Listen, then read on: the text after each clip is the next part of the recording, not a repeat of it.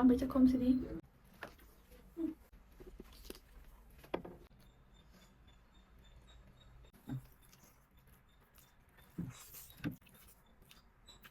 तू भी पागल का बच्चा है इसलिए तू भी पागल है फिर तू भी पागल है और तू कौन तो कौन को बेला भी तो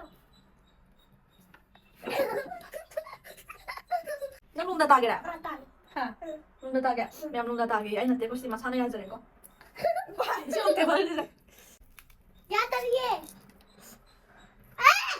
मछली क्यों ऐसे पकाई खाने के लिए क्यों क्यों हाँ हाँ बस बेला तो खाते मम्मा ज्यादा गई थी maru ngata na beda na doi je tu bele kan किसने पी है maru ya miao ai bu cha nang wa chi wa tang ang kin ka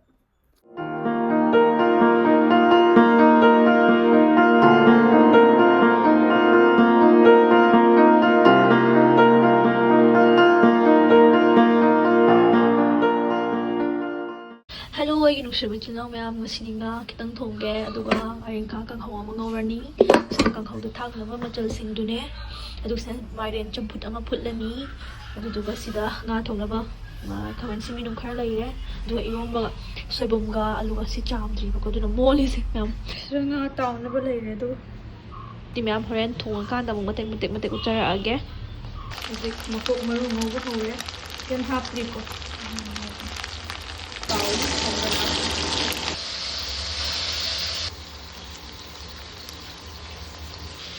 Ini con hồng ngầu bên đuôi đấy.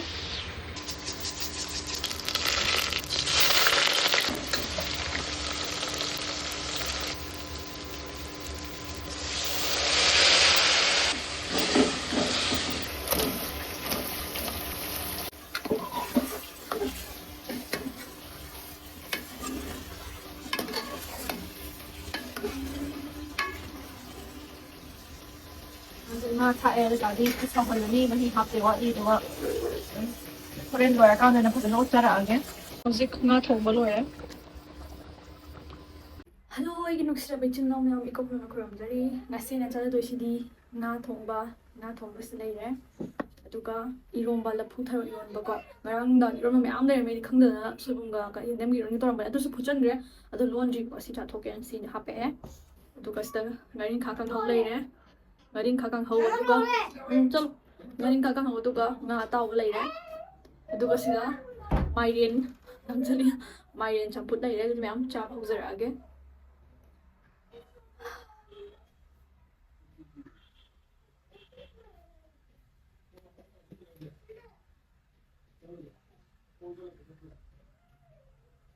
ma'am cha phuzara age sahita jake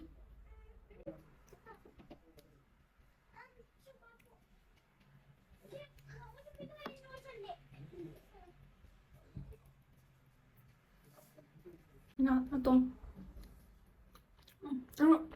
Ngayon kakang hok. Ay, hai, daw bela lang sila pwede yan tao dyan. Tala kami ba? Thongba Chajare. Ay, gì chúng ta đấy. Ngon rồi đấy. Còn hộp. Chứ nó lùm chân là có không để sợ.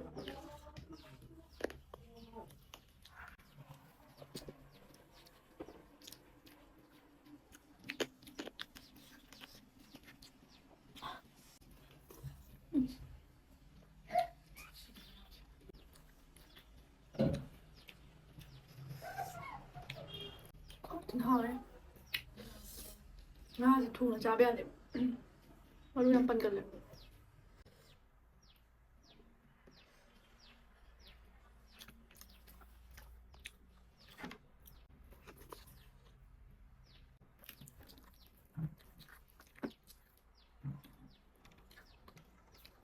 आई ताव रे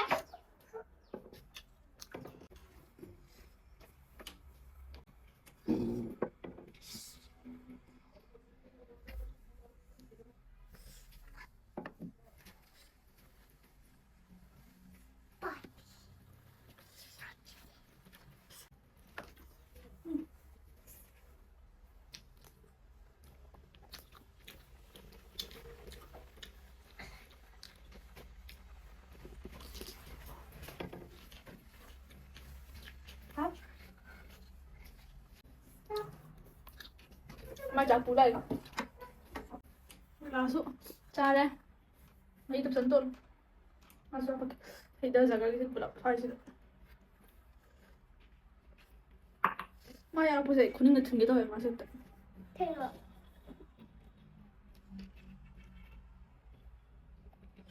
มาดูที่ของกล้องสิตรงกว่า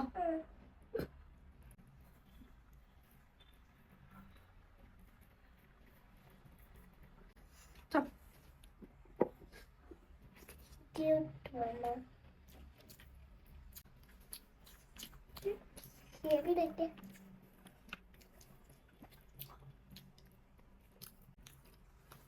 ชอบตัวมันมีเปลี่ยนไหลชอบตัวจัดที่หลัดเด็ก นั่นมาลักจะแบบ จัดที่จัดที่ จะทิ้งกูแบบ น้ำปิดน้ำในจัดที่เวลาน้ำ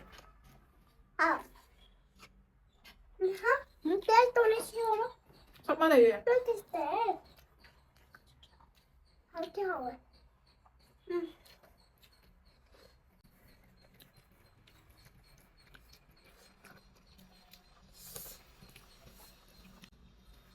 ตัวอะไรสิ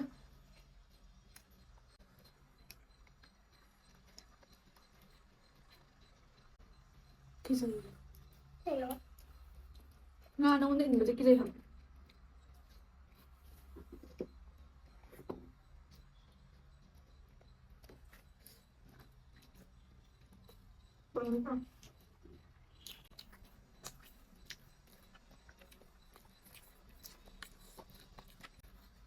มึงขังเดือด เขาเด็ก ไอ้น้องเขาที่สิ ज्यादा में ज्यादा आपस में ไม่ยาวเลย okay งานก็เศร้า मम्मा ज्यादा बोल มาลูกชาวไปเลยใช่ไหมแต่ถ้าปฏิมาลูกชาวสร้างกันไว้ नम्मी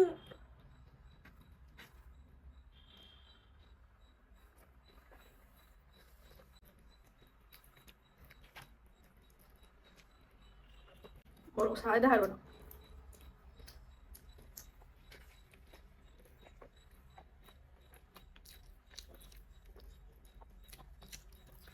เป็นมันที่จักเสียมทุนยาวดีนะ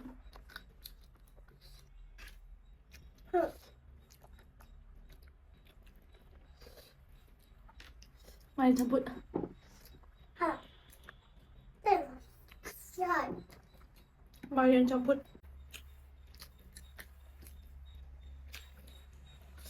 เราเอ็นจะเอ็มฮับด้วยใช่จักอยากจักเสียงที่จ้างกันไว้เดี๋ยวดูนี่ मैं इलो चा จักมาแต่เดี๋ยวนั่งไงก็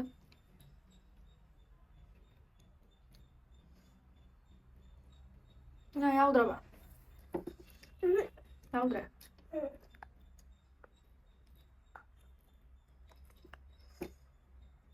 मैं जिसने से चा रोई हाँ นั่งไม่ต้องคนเตะจัก मैं ते ไอ้จักตัวเวลาเราจักทุย मैं ते पापा जिसने भी है ทุกคนอย่างนี้ जिसने भी है มาดูแบบยาวเอ็มจะจ่ายนั่งวัดที่วัดตั้งงานขิงกัน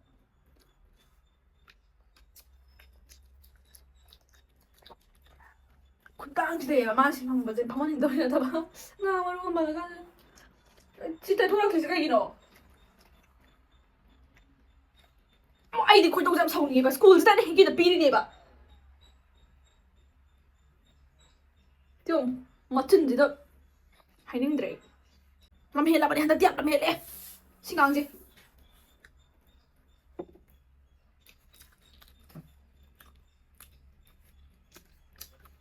มาถ้าตื่นมาโต้กันเลยนี่ไอ้ถ่ายแบบอินดรัมเห็นดิเอเลียนหลังเนี่ยจะถูกก็แมว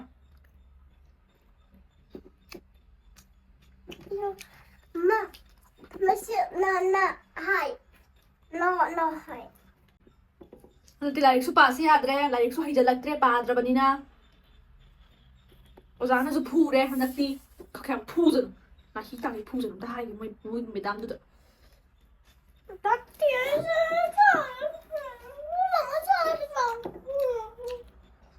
Nam hen bra. น่ะ Lo 라면인데 파물라 싸우다 펴 양단 라면인데 라면인데 인데 하고 싶다 어디는 먹어가 찌는 something today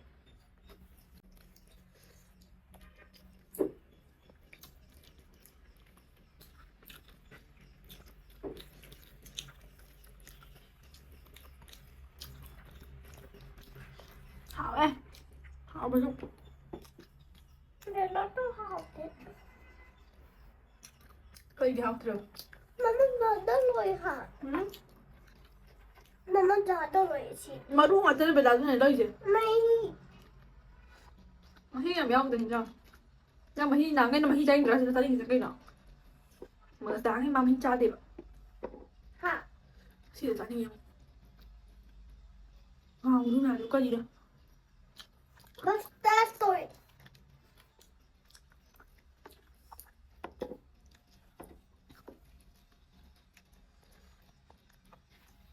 असल होगा आदू का चाक तो Ja.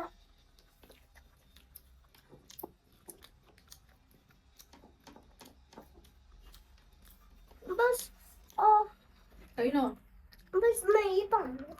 नहीं याद है बेटा Finns det då? नहीं याद है Pappa? Ja, du menar nej, det tar jag. है सो बोलते मन चल बस रात लो नहीं चल थोड़ा चल थोड़ा सो मनिंग चल चाट लो एक खंग में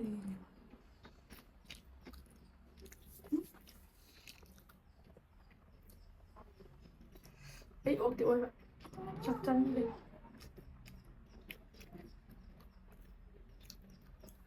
làm gì đấy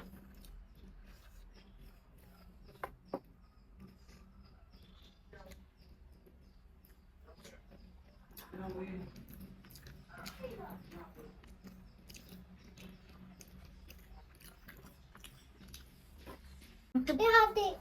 야, 내가 착시 당장. 또. 삐나 봐.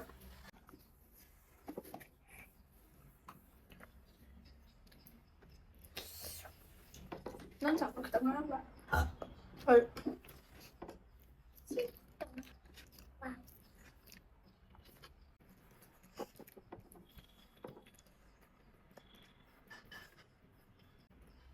마루 sang 좀 때문에. Men det... 난 chào tụi mình nào. Nó có còn cái bữa không?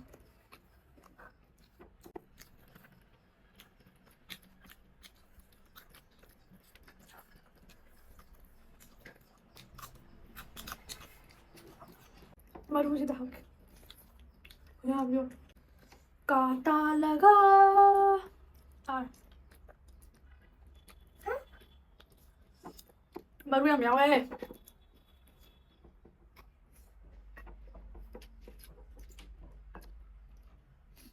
Nó làm tổng tại cái đi.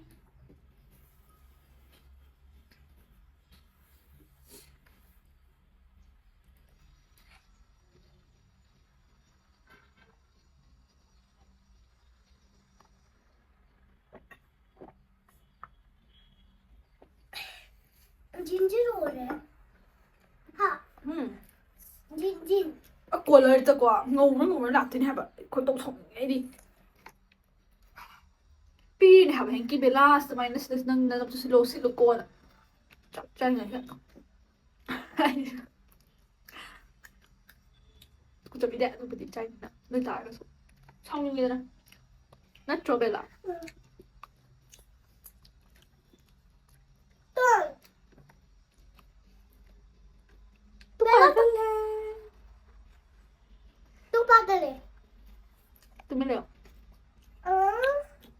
Den du.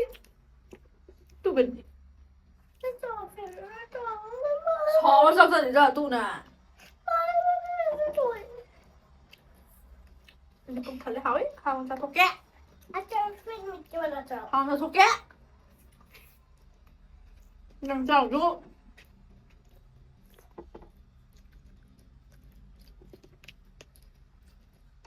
เป็นน้ำพาสต้าเลยมาแล้วคนละจ้ามาพาสต้าเลย 야, 이 정도면 그냥 하기에 이 바삭하게.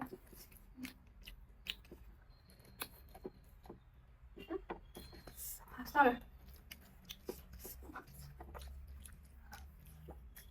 Mày tế vẫn mà con tả xuống đâu bị đấy. Kia cả ai ông mà không.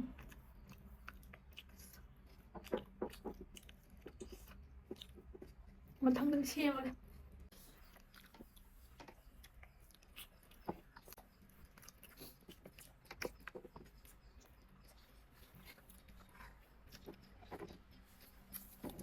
Mamma fast. Rồi ba. Mamma fast. Cô làm rồi rồi. Nâng về sẽ bắt đầu ra. Lotto.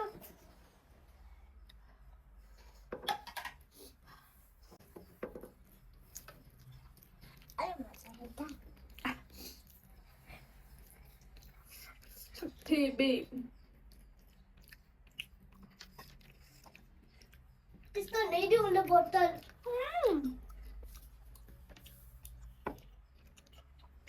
không lo. क्यों? không lo, từng em thôi là không lo. Mamma देखना. từng em thằng nó không.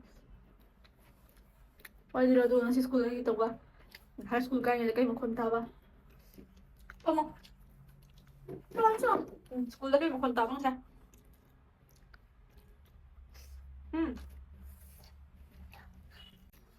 Lotto. Sleep. See. 난 school cái body tàu ba. Bây giờ nó không tàu ba. Anh đi hai rồi nè. Hi. Anh đi cái hả ba. Auntie latte. school cái body tàu gì. Mà tham mà tóm đó. Tôi có mấy tóm nữa. Là mà cũng sẽ làm mình nên. Mamma bảo. Cái gì? Ờ. Hảo á. Chi sao đây? Chi sao đâu? Cái đó kìa. Tao. Sao mà mamma chi? Cái nó thằng này mà cô có mấy thằng đấy nữa. Cha rồi. Mà sleep chưa là xin phải tay. Anh ấy cái gì? Cứu. Không. Không được. Đi xem bé không? Ai hơn đâu.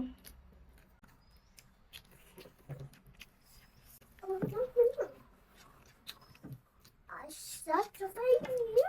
My. Hảo á. And this now. Yummy. Chị bấm bà đâu rồi điều bà đây. तू भी पागल का बच्चा है इसलिए तू भी पागल है. Tụi biết bà đây là gì? तू भी पागल है. Tụi Con đó con đó. bên là biết đâu.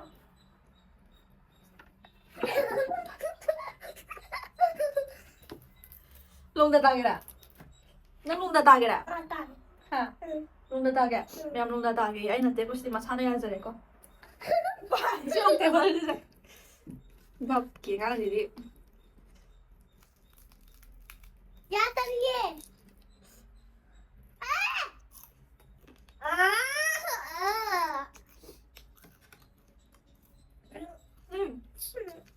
Mới lúc này anh chạy đồ.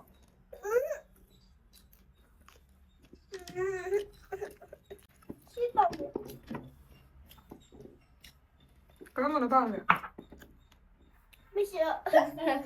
Ai tôi. Thế. Thế. Nó cứ xa đi. Thế. Xa đi. Thế. Tôi quên rồi.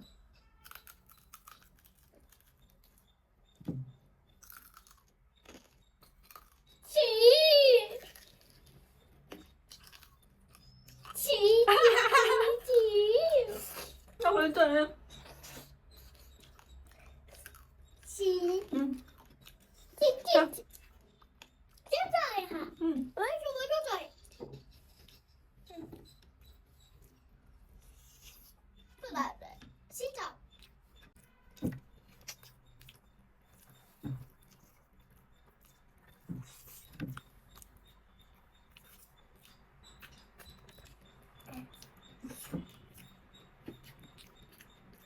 Mà luôn đấy bây giờ. Bắn đấy đó. Anh là cái gì vậy? You? Cái gì? Ôi trời ơi. 천천히. 잠깐만.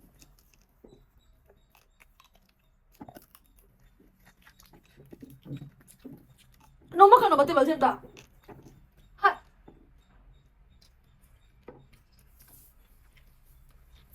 어디 맘싱아 무시 마이 자카나 자자르게.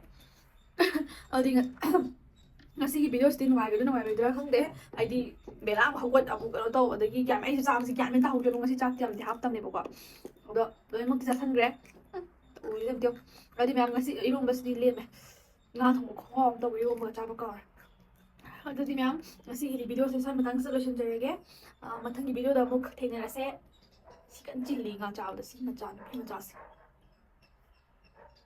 ui anh em video xin nói thì comment hay biết rồi mong nói cho cái nói hay cái gì video nó lúc bạn đi hả bà ngay bây giờ đang tận địa 천천히. anh em mà thấy cái video giống thế này sẽ xin nó phun bụi cục nó nè ra đây bây giờ sẽ mà khác này tung hay không 그만하지. xin nó phun bụi cục nó nè sẽ 그만하지. xin nó phun bụi cục nó nè khởi động đi mà thấy cái video giống tôi biết rồi mà thấy cái video giống thế này sẽ bye bye cái này không thật 어머 더러워 어머 더러워 미나 할지 안 자고 새 뭐 했나 가 너 해봐 뻔